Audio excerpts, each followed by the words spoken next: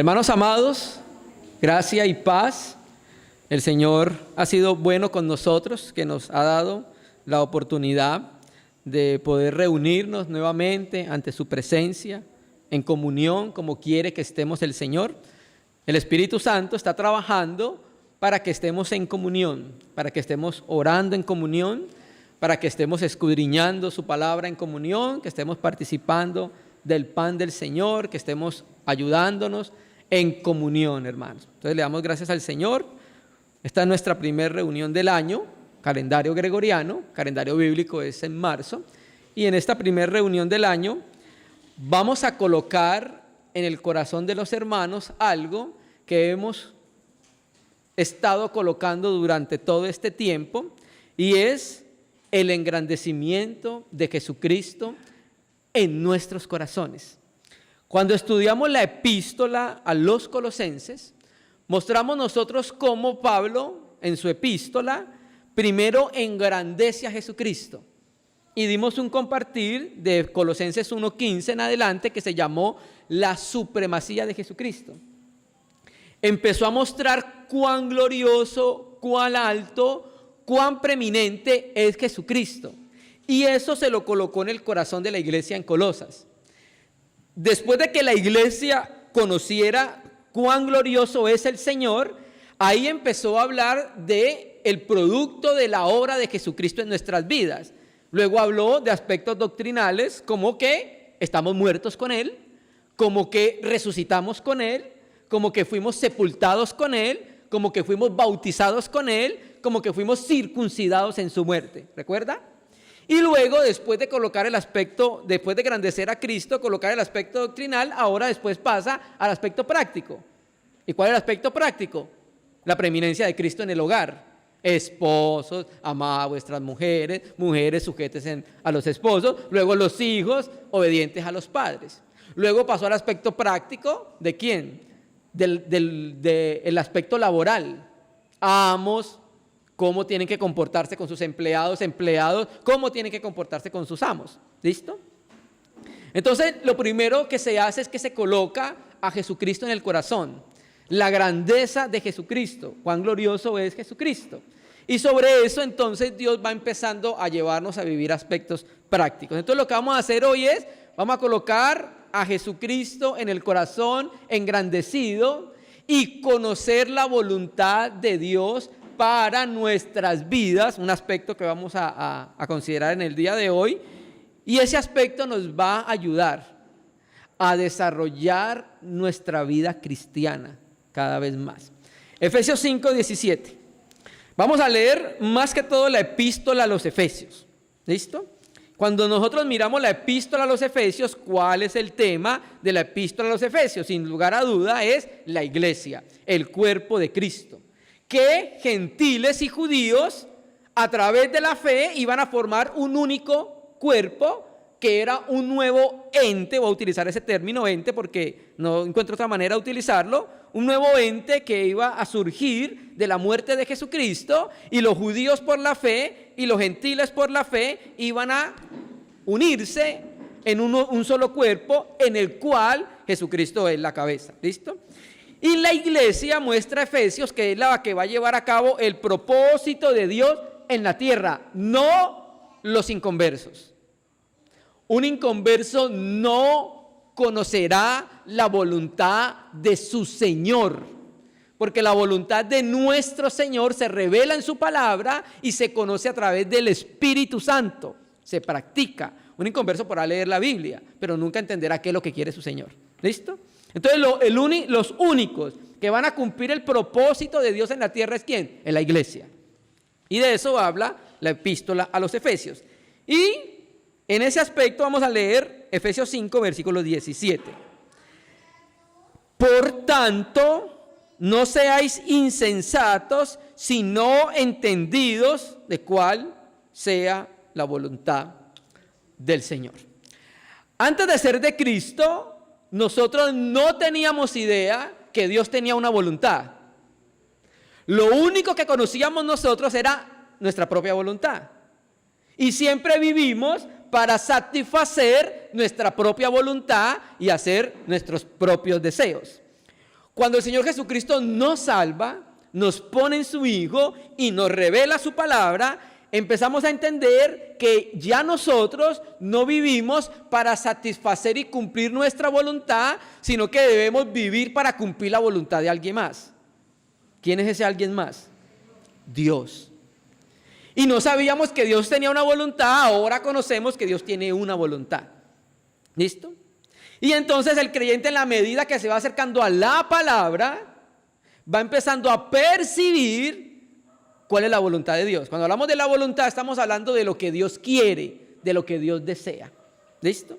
Entonces, llegamos a esta palabra, Efesios 5:17, y es interesante que en el libro de Efesios aparece la palabra voluntad 7 veces, y la mayoría de veces se refiere a la voluntad del Señor. ¿Listo? Entonces, en el contexto del que viene hablando el apóstol Pablo en este versículo, ¿cuál es? Bueno, el secreto para utilizar bien el tiempo, porque recuerde que en el versículo anterior, por tanto no seáis insensatos, aprovechando bien el tiempo, porque los días son malos. Entonces, este versículo lo entendemos así: el secreto para utilizar bien el tiempo es que está en conocer la voluntad del Señor, ¿cierto? Ese es el secreto para utilizar bien el tiempo, ¿listo? Pero viendo el versículo de una manera más global, más amplia, también podemos decir que este versículo hace un llamado a la iglesia. ¿Cuál es el llamado? Hermanos, somos llamados a entender cuál es la voluntad de nuestro Señor. A eso somos llamados. Y al entenderla, al percibirla, entonces el Señor, como ya nos dio su Espíritu, nos capacitó para poder introducirnos en esa voluntad y hacerla, ¿cierto? Y cuando la hagamos, ¿usted recuerda qué fue lo que dijo la voz del cielo cuando el Señor se estaba bautizando? ¿O recuerda cuál es lo que dijo el Señor Jesucristo, el Padre, cuando se estaba transfigurando? Este es mi Hijo amado, a él oí. ¿Me entiendes? ¿Por qué? Porque el Hijo se regocijaba en hacer la voluntad del Padre. ¿Listo? Y el Padre se regocija cuando sus hijos, cuando nosotros, cada uno de los creyentes, hacemos su voluntad. Eso trae alegría y regocijo al corazón del Padre. ¿No le trae alegría a su corazón cuando sus hijos hacen su voluntad? Bueno, si a nosotros la trae, ¿cuánto más no traerá alegría y regocijo al corazón del Padre, que su voluntad es como? Buena, agradable y perfecta. ¿Cierto que sí? Y así nos lo enseñó el Señor cuando oráramos. ¿No nos dijo Él que cuando oráramos, qué dijéramos? En Mateo 6, versículo 9. Vosotros pues oraréis así, ¿cómo? Padre nuestro que estás en los cielos, santificado sea tu nombre, venga tu reino y hágase tu voluntad. ¿En dónde? En el cielo, así también en la tierra. O sea, el creyente, cuando entiende cuán buena es la voluntad del Señor, va a querer que la tierra sea como el cielo. ¿En qué sentido? En que en el cielo se hace la voluntad de Dios sin restricciones, sin resistencia, sin reserva. En el cielo se hace la voluntad de Dios de una manera gozosa y voluntariosamente, hermanos. ¿Listo? Entonces, cuando nosotros oramos así, hágase tu voluntad, entonces nosotros queremos un pedacito del cielo en la tierra. Pero esa voluntad se va a hacer primeramente ¿con quién? Con la iglesia. Porque somos los que la conocemos. El mundo no conoce la voluntad de Dios.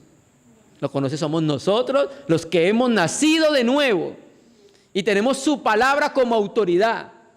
Creemos en la inspiración verbal y plenaria de las Escrituras. Entonces somos nosotros, la iglesia en general de todos los tiempos, la que va a llevar a cabo el propósito de Dios. ¿Listo? Entonces, hermanos, vamos a ver dos aspectos de la voluntad de Dios en las Escrituras, en el libro de Efesios. ¿Listo? Vamos a ver dos aspectos solamente, y estos aspectos nos van a ayudar a nosotros a entender cómo debemos conducirnos en la casa de Dios. ¿Listo? Primer aspecto, Efesios capítulo 1, versículo 3 al versículo 5. Efesios capítulo 1, Efesios los capítulo 1, versículo 3 al versículo 5. Y hago una aclaración antes de leer la porción que vamos a escudriñar en el día de hoy. Van a ser dos porciones, Efesios 1, 3 al 5 y Efesios 1, versículo 9 al versículo 10. ¿Listo? Esas son las dos porciones que vamos a ver hoy. Aquí hay algo muy importante. Recuerda que nosotros hemos dicho que para una correcta interpretación de las Escrituras existe un método interpretativo que es histórico, gramatical, cultural. Histórico porque las Escrituras se escribieron en un tiempo histórico diferente al nuestro. Tenemos que mirar el contexto histórico para saber entender las palabras del Señor. ¿Listo? También hablamos de un contexto gramatical porque creemos sencillamente que fue escrito en un lenguaje llano, a no ser que el contexto nos diga que estamos hablando de parábola, de símil, de metáfora, profecía, etcétera, etcétera. Pero generalmente se toman las palabras en su contexto llano. Entonces, interpretación histórico, gramatical, cultural. Entonces, también la Biblia fue escrita en un contexto cultural. Y cuando hablamos del contexto gramatical, hace 8 días les expliqué algo del imperativo, hoy les quiero explicar algo del tiempo que en la Biblia, en el texto griego se llama aoristo. Va a ser muy rápido. Cuando un verbo en la Biblia, en el texto, en el Nuevo Testamento griego está en aoristo, lo que significa, en palabras muy prácticas, es que nos habla de una acción definitivamente consumada y hecha. Eso es lo que significa cuando hay un verbo en aoristo, que la acción de la que se está hablando es una acción completamente concluida. ¿Por qué digo esto? Porque hay 3 verbos en los 3 versículos que vamos a leer que nos hablan de la acción completamente concluida. Y les voy a decir cuáles son. 1, versículo 3, nos bendijo. ¿Sí lo ven en su Biblia? Bueno, ahí está en aoristo. Quiere decir que la iglesia es bendecida en Cristo. Punto final. Nosotros no estamos esperando que nos bendigan. ¿No es que ya nos bendijeron? Amén. Segundo, 4, nos escogió. También está en tiempo aoristo. Quiere decir que esta acción fue hecha y ya fue concluida. ¿Nos escogieron en dónde? En Cristo. 5, habiéndonos predestinado. Ya fuimos predestinados. Y ahorita le voy a explicar bien qué es predestinado, porque hay escuelas interpretativas que han causado confusión con esa palabra predestinación. Ese es otro verbo que está en aoristo. Vamos a leer. Bendito sea el Dios y Padre de nuestro Señor Jesucristo, que nos bendijo de una vez y para siempre con toda bendición espiritual en los lugares celestiales en Cristo, según nos escogió en Él antes de la fundación del mundo, para que fuésemos santos y sin mancha delante de Él. En amor, habiéndonos predestinado para ser adoptados hijos suyos por medio de Jesucristo, ojo, según el puro afecto de su voluntad. ¿Listo? Leo el versículo 5 de la NBI, una paráfrasis, no lo utilizamos mucho, pero quiero leerlo. Dice, nos predestinó para ser adoptados como hijos suyos por medio de Jesucristo, y escuche, según el buen propósito de su voluntad. ¿Listo? Bueno, entonces, aquí vemos nosotros cuáles son las bendiciones que hemos tenido al ser unidos a Cristo.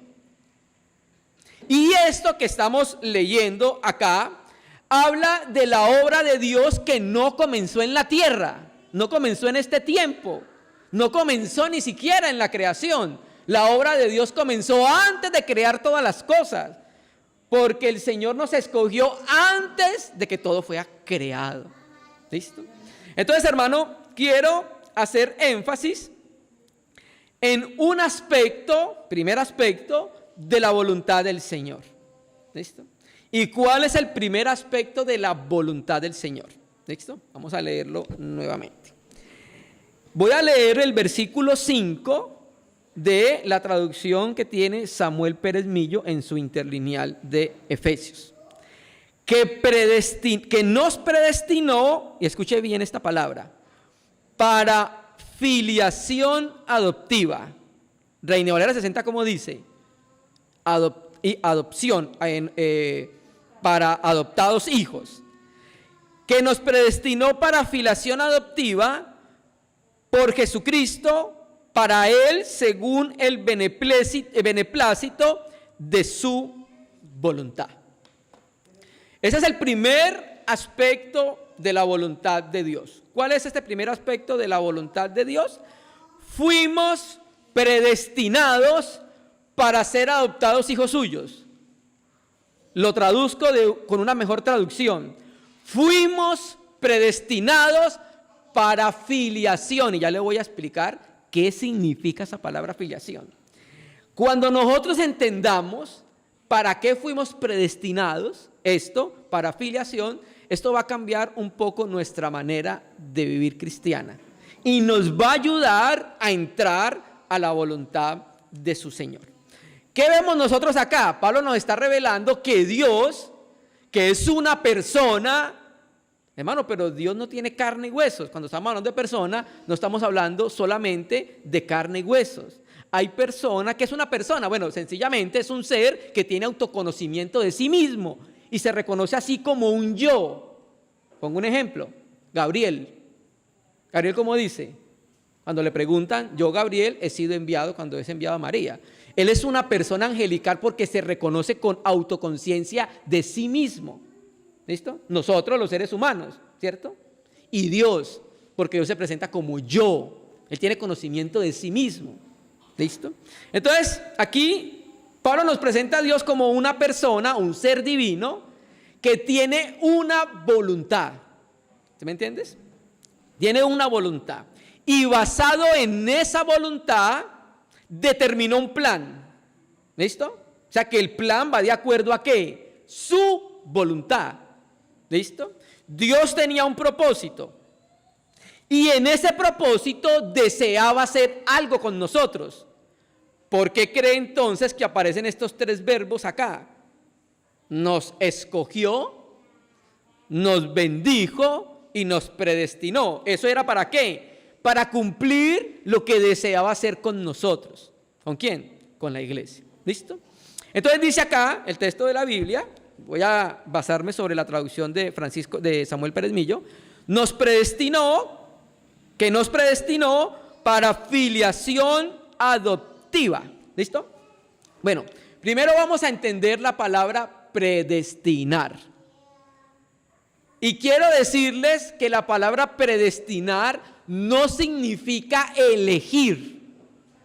No, porque ahí en la historia de la iglesia ha habido una contienda en las iglesias por la predestinación. ¿Usted no ha escuchado? Una corriente enseña, no, usted fue predestinado para esto, usted no fue predestinado para salvación, usted sí fue predestinado para salvación. Pero la palabra predestinar no significa elegir. Va implícito algo de la elección, pero no significa elegir. Predestinar lo que significa es fijar un destino por adelantado. Eso es lo que significa predestinar. ¿Listo? Significa encerrar en un círculo, marcar un horizonte. Entonces, la predestinación en las Escrituras aparece relacionada con el destino de los creyentes, no con la elección de los creyentes. Ya fuimos elegidos. Eso es otra palabra griega. El Señor nos predestina, proorizo. ¿Qué significa eso? A los que escogió y eligió, le dio un destino. Eso es lo que significa predestinar. ¿Cuál es nuestro destino? Ahí lo dice el texto muy claro. Y ese destino es lo que tiene que ver con la voluntad del Señor. Vamos a leerlo. ¿Estamos entendiendo? Dice que nos predestinó para filiación adoptiva. ¿Listo? Ahí yo sé que dice para ser adoptados hijos. Pero creo que esa palabra griega, la voy a decir, hiotesian, no significa adopción, como nosotros la entendemos en nuestro tiempo. ¿Por qué? Porque en nuestro tiempo, incluso en el derecho romano, ¿qué era adoptar? Tomar un niño de otra familia que no tenía su propia naturaleza. ¿Estamos de acuerdo? Eso es lo que es adoptar. Uno adopta un hijo que no es producto del vientre, ni de la madre, ni del padre. ¿Listo? Pero le hago una pregunta, querido y apreciado hermano. ¿Usted fue engendrado, sí o no, por Dios? Por supuesto que la respuesta es positiva. ¿No dice la Escritura en Juan capítulo 1 que los que creen en su nombre les dio potestad de ser hechos hijos de Dios? Que no son engendrados ¿de qué? ¿De sangre? ¿Ni de carne? ¿Ni de varón? ¿Sino de quién? De Dios. Entonces, por eso la palabra adopción no concuerda bien con el contexto de la Biblia, porque nosotros tenemos la naturaleza del Padre. No nos participó, segunda de Pedro 1:4, de la naturaleza divina, y somos engendrados por su Espíritu. Entonces, la mejor traducción es como la presenta el teólogo Samuel Pérez Millo: filiación adoptiva. ¿Listo? Entonces, fuimos predestinados según su voluntad, ¿para qué? Para ser filiados como hijos, para filiación adoptiva. ¿Listo? Entonces, quiere decir que el propósito de Dios es que un creyente, ojo, le voy a explicar qué significa esa palabra quillotesían, hacer que un creyente, un hijo de Dios, sea un hijo adulto con todos los plenos derechos en su familia. ¿Listo? Porque en esa familia de Dios hay un hijo mayor. ¿Estamos de acuerdo? ¿Quién es el hijo mayor? El primogénito. ¿Quién es el primogénito? Jesucristo el Señor. ¿Listo? Entonces, la filiación, según la voluntad, o sea, la voluntad de Dios es que a los que nos escogió, nos predestina para que tengamos un destino en esta tierra. ¿Cuál es nuestro destino? Ser filiados. ¿Qué significa ser filiados? Ser un hijo adulto con todos los plenos derechos para poder disfrutar de la herencia del Padre. Se lo voy a explicar en una ilustración del gobierno romano. Ilustración. Hay un hombre rico, ¿listo? Y este rico tiene un hijo, un niño. Pero su hijo es heredero de toda la riqueza del Padre, de todos los bienes del Padre, ¿listo? Un día, esas riquezas van a ser de ese hijo que es pequeño, ¿listo? Sin embargo, el niño es pequeño. El padre tiene muchas propiedades, tiene muchas riquezas, tiene muchas empresas. Entonces el niño, porque es pequeño, no puede administrar la riqueza del padre. ¿Estamos de acuerdo? ¿Listo? O supongamos que nuestra hermana es dueña de la compañía Nestlé acá en Colombia y va a poner a Sami a que la administre. ¿Qué pasaría con la empresa? Bueno, entonces el niño está pequeño, todavía no puede administrar la empresa y los dueños, los negocios del padre. ¿Listo? Entonces, el padre, ¿qué espera? Espera que su hijo crezca, que su hijo madure. ¿Listo? Y cuando el hijo madure y crece y alcanzaba la mayoría de edad, entonces, ¿qué hacía el padre? El padre hacía un convite, una fiesta, e invitaba a los parientes, a los amigos, y hacía una ceremonia y les presentaba a todos, ¿a quién? Al hijo. Este es mi hijo que ya creció, que ya maduró. ¿Te me entiendes? Ya no es un niño. Este es el heredero de la familia. A partir de ahora voy a pasarle mis bienes a él, ¿sí? Porque ya creció, ¿cierto? Y él va a heredar todo lo que poseo. ¿Listo? En esa ceremonia, el padre colocaba al hijo en una posición de hijo, pero maduro, que ya creció, que ya alcanzó la capacidad de poder administrar los negocios del padre. ¿Listo? Ahora el hijo, ya por ser hijo, pues disfruta de la presencia y de los bienes y de todo lo del padre. Pero ahora, por ser maduro, entonces, ahora lo coloca en pleno derecho como hijo adulto para que administre las riquezas del padre. Eso es lo que es filiación. ¿Me entiendes? Entonces, un aspecto de la voluntad del Señor: nos escogió, nos predestinó para filiarnos. ¿Para qué? Para que seamos hijos maduros, hermano. Para que seamos hijos adultos. Dios no quiere infantilismo en la iglesia. Bueno, sé que hay infantilismo cuando nosotros somos recién nacidos. Como somos recién nacidos, pues tenemos un proceso de inmadurez que es normal. Pero no pueden pasar los 10, los 20, los 30 y los 40 años y sigamos intactos, hermano. no podamos disfrutar de las riquezas de Jesucristo, porque el que va a disfrutar es el que va creciendo, el que va madurando, el que va apreciando, aprecia todo lo que aprecia Dios. Dios aprecia la comunión, y el hijo que empieza a crecer empieza a apreciar lo que es la comunión, y entonces el cristiano empieza a apreciar todo lo que es de Dios y todo lo que hace Dios, hermano. ¿Me entiendes? Entonces el trabajo del Espíritu Santo es que como creyentes podamos entender que esa es su voluntad y dejar que el Espíritu Santo trabaje con nosotros, hermano. Amén. ¿Listo? Primer aspecto de su voluntad eterna, que seamos filiados. Va a estar trabajando con nosotros, nos predestinó para ser hijos maduros, para colocarnos en una posición donde pueda darnos riquezas para que nosotros podamos administrarla. Mire, hermanos, Dios quiere darnos tantas cosas a nosotros y cosas que tienen que ver con la iglesia. Y sabe, hay veces ¿por qué no nos da más? Porque no tenemos la capacidad para recibir. Hay veces Dios no nos da una personita porque sabe que la estropeamos. ¿Ya me entiendes? Y eso tiene que ver con la madurez de cada uno de nosotros. En la medida que nos involucremos, en la medida que nos comprometamos, en la medida que vamos madurando, el Señor va a empezar sin reserva a colocar en nuestras manos cosas, hermano. Hay veces no tenemos más cosas porque el Señor, por nosotros mismos. Y yo le he dicho a los hermanos, el Señor empieza con una personita, bueno, quiero ver cómo funciona con esa personita. Ah, sí, se halló fiel con esa persona, ahora le voy a dar 5 más. ¿Cómo funcionó? ¿Fue fiel en lo poco? Entonces le voy a dar más. Le voy a dar estas 10, le voy a dar estas 20, le voy a dar estas 30. Y así sucesivamente. ¿Sí me entiendes?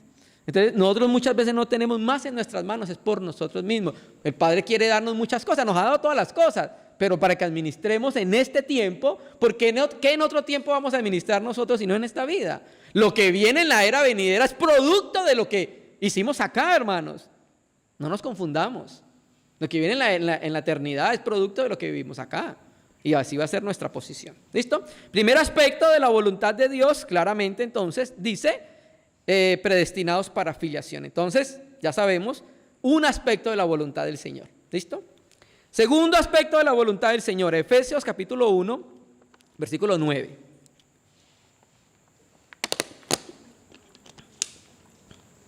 Nueve y 10. Dándonos a conocer el misterio de su voluntad, según el beneplácito el cual se había propuesto en sí mismo, de reunir todas las cosas en Cristo en la dispensación del cumplimiento de los tiempos, así las que están en los cielos como las que están en la tierra. Vamos por partes. Este es el segundo aspecto de la voluntad del Señor. Entonces, primero, dándonos a conocer el misterio de su voluntad, según su beneplácito, el cual se había propuesto en sí mismo. ¿Qué era la voluntad de Dios? Un misterio. ¿No lo dice el texto ahí? ¿Sí me entiendes? Y Dios ahora dio a conocer ese misterio. Y cuando se habla aquí misterio, está hablando en el sentido que ningún ser, ya sea un ángel, ya sea un hombre, lo hubiera conocido a menos que Dios se lo hubiese revelado. Dios revela los misterios, ¿cierto? Vienen por revelación divina, ¿listo? Este misterio fue dado a conocer a Pablo. Si usted lee en el 3:3 de Efesios, se va a dar cuenta que por revelación me fue declarado el misterio como antes lo he escrito brevemente. ¿Listo? Entonces Dios le dio a conocer este misterio a Pablo y que a su vez Pablo se le dio a conocer ¿a quién? Pues a otros. ¿Listo? Entonces, ¿cuál es el misterio de su voluntad? En este segundo aspecto que estamos viendo. Ya vimos el primero. En la eternidad Dios tenía una voluntad. Bueno, Dios tiene una voluntad, pero para hablar en términos que nosotros podamos entender. En la eternidad Dios tenía voluntad. Y según esa voluntad, Dios tenía un plan, ¿listo?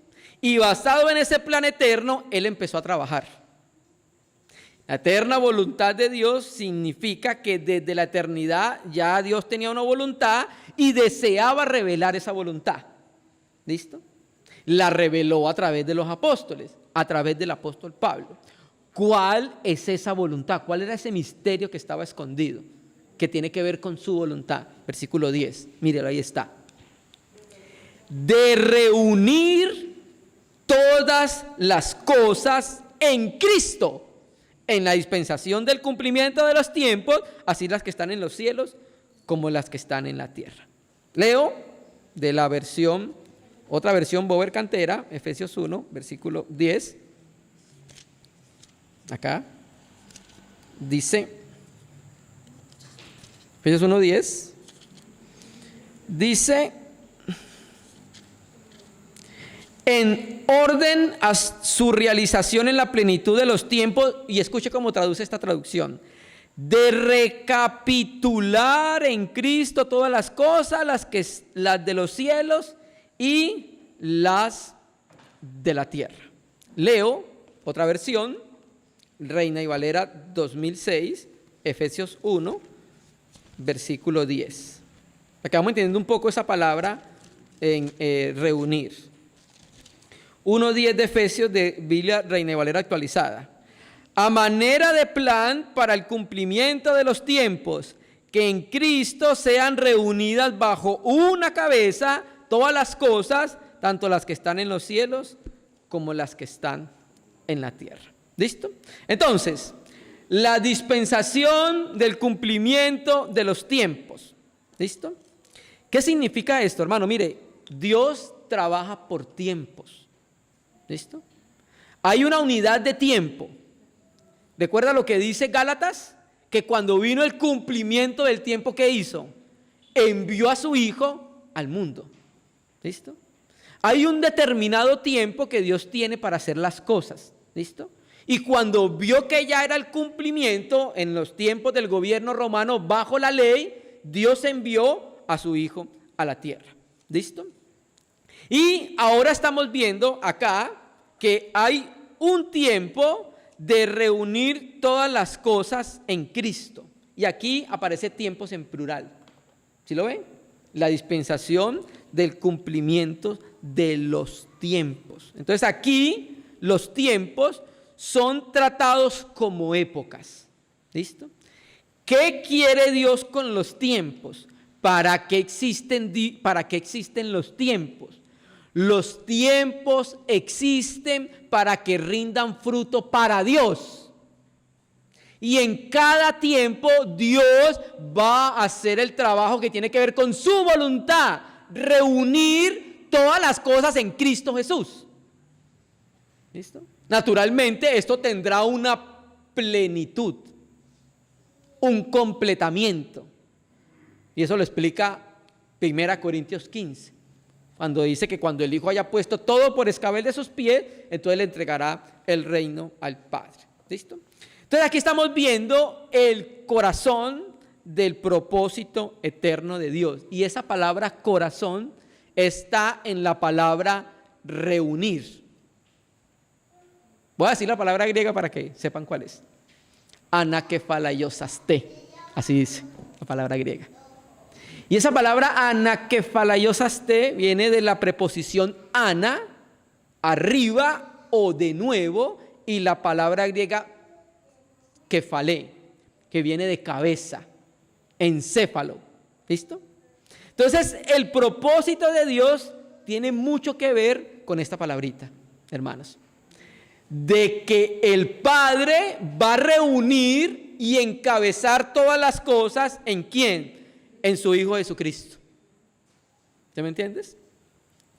Esta palabra fue muy utilizada en los escritos patrísticos. Por ejemplo, Ireneo de León, cuando usted lee los libros de él, hace referencia, pero más bien a resumir, no reunir, sino más bien a resumir. Y otros patrísticos del tiempo después de los apóstoles dicen que la palabra significa unificar bajo una cabeza. ¿Listo? Esa preposición ana también significa de nuevo. ¿Listo? Si ana también significa de nuevo, ana no el nombre, anakefalaiosaste, ana, la preposición ana, si también significa de nuevo, entonces quiere decir, hermano, que Dios va a reunir nuevamente todas las cosas en Cristo. ¿Por qué? Porque todo estaba reunido en Él antes de que el hombre pecara. ¿Estamos de acuerdo? Colosenses dice que todo fue creado ¿en quién? En Cristo. Y todo tenía a Cristo como cabeza. Pero cuando el hombre cae, los ángeles caen, ya todo no está, ya Cristo no está por cabeza sobre todo. ¿Cierto que sí? ¿Quién era nuestra cabeza antes de caer? ¿Cierto que sí? ¿Quién era la cabeza de los ángeles caídos? No era Dios. Él es el Señor del universo. Por lo tanto, no estamos sometidos a Él.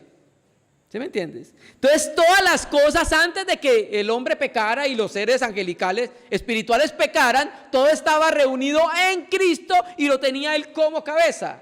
Y cuando Él estaba gobernando como cabeza, todo funcionaba como un relojito de cuerda. ¿Listo?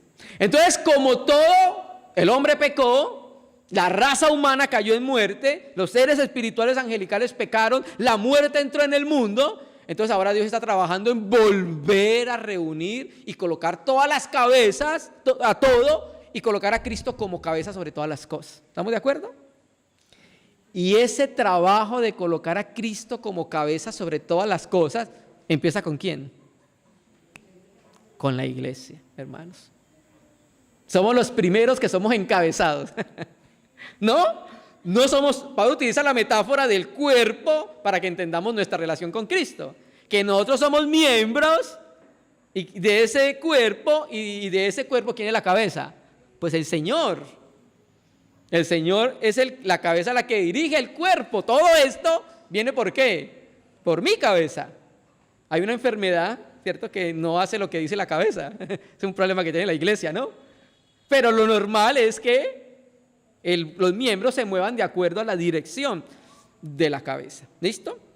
Voy a leer el mismo texto de la Biblia Textual 4. Traje varias traducciones para poder entender un poco más esta palabra, que es muy importante en los escritos paulinos. 1:10 dice: hasta la culminación de una dispensación de los tiempos señalados para volver a unir todas las cosas en Cristo, las que están en los cielos y las que están en la tierra en Él. ¿Sí ve? Van a volverse a unir y Jesucristo finalmente será cabeza de todo, en los cielos y en la tierra. ¿No lo dice Filipenses 2 en el cántico del 6 en adelante? Que Jesucristo es el Señor para gloria de Dios el Padre, y toda lengua confesará que Jesucristo es el Señor, hasta el diablo. Llegará un momento en que tendrá que reconocer que ese es el Señor de los cielos y de la tierra. Y ahora nosotros lo reconocemos como el Señor y como la cabeza, amados hermanos. ¿Listo? Entonces, hermanos, ahora sabemos que la voluntad eterna de Dios es que algún día todas las cosas sean reunidas en Cristo, ¿cierto? Todas las cosas en el universo tengan como cabeza a su Hijo. Amados hermanos, esa es la eterna voluntad de Dios. Versículo para confirmar más, 22 de Efesios, 1:22.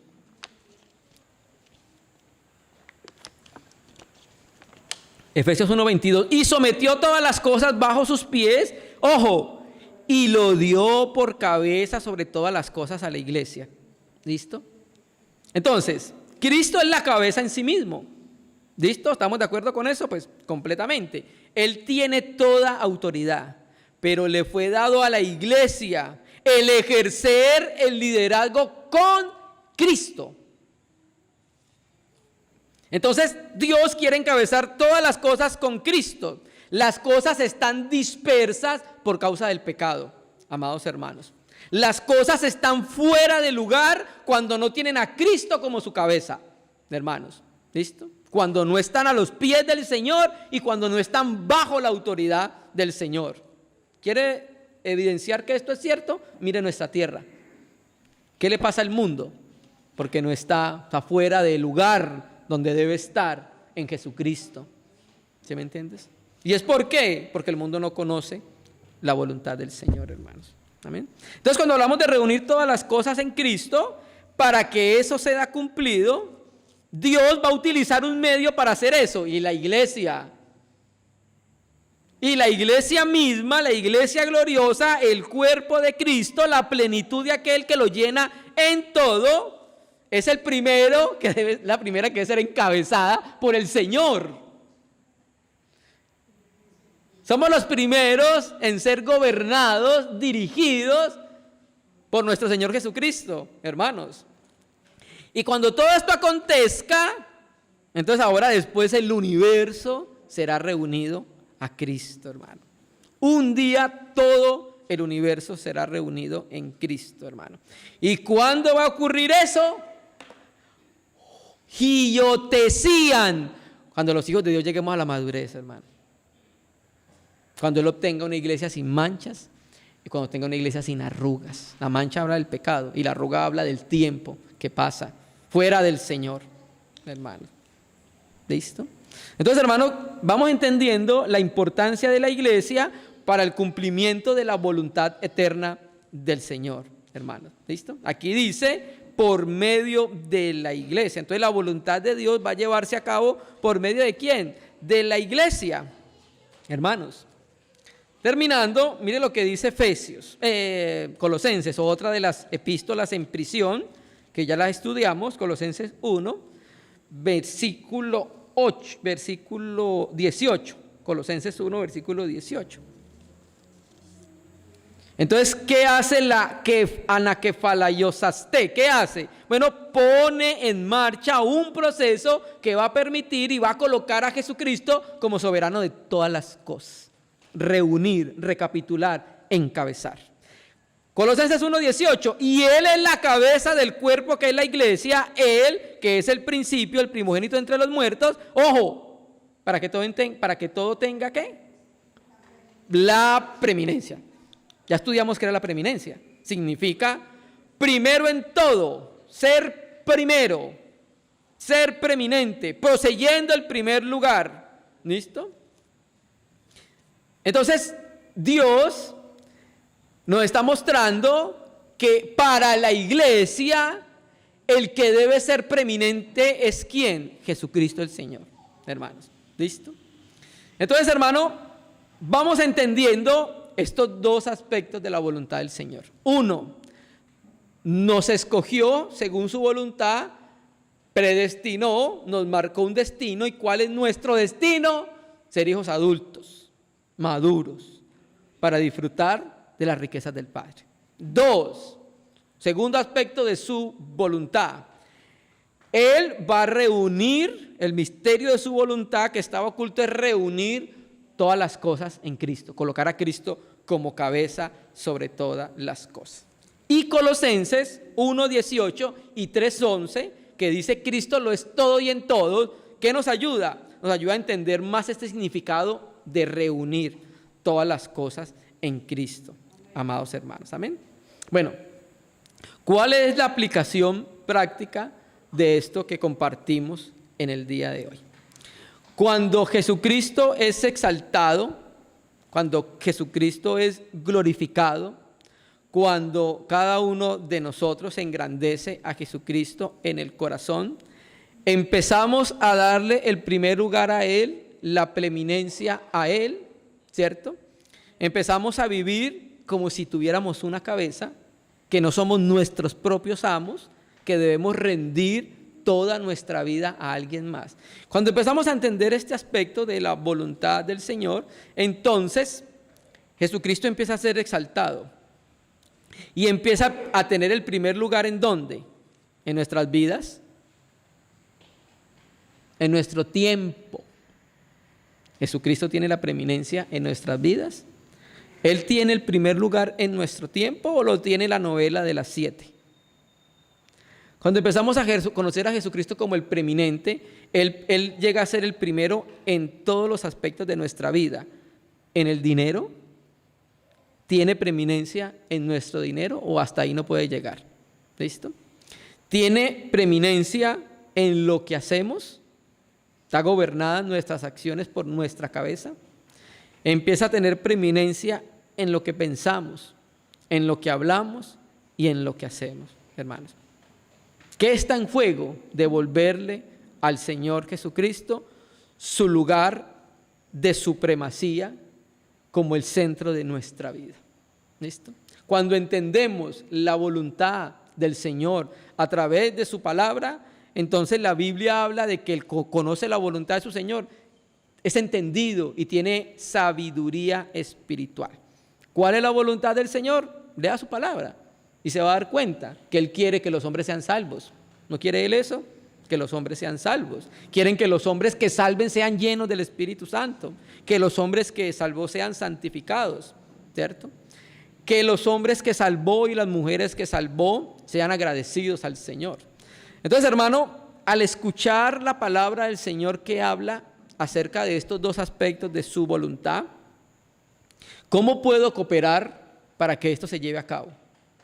De que Jesucristo sea nuestra cabeza en experiencia y de que podamos llegar a un punto, lo que quiere el Espíritu Santo, que es filiación.